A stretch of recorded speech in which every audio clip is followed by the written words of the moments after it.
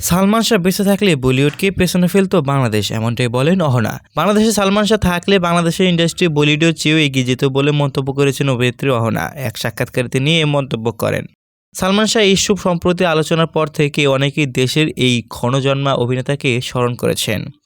এবার সালমান শাহকে নিয়ে কিছু কথা বললেন অভিনেত্রী অহনা। তিনি মনে করেন সালমান শাহ বেঁচে থাকলে বাংলাদেশের চলচ্চিত্র ইন্ডাস্ট্রি অমূল বদলে যেত।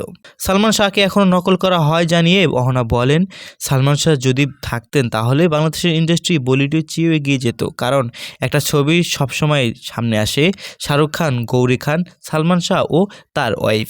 এই ছবি দেখেই বোঝা যায় সালমান শাহ কী ছিলেন সে সময়। আর তার স্টাইল এখনও নকল করে অনেকেই। তার মতো নায়ক বললেই হয়ে যায় না, এত সহজ নয়। অহনা মনে করেন সালমান শাহ বেঁচে থাকলে বলিউডের সঙ্গে এদেশের ইন্ডাস্ট্রির মেলবন্ধন থাকতো।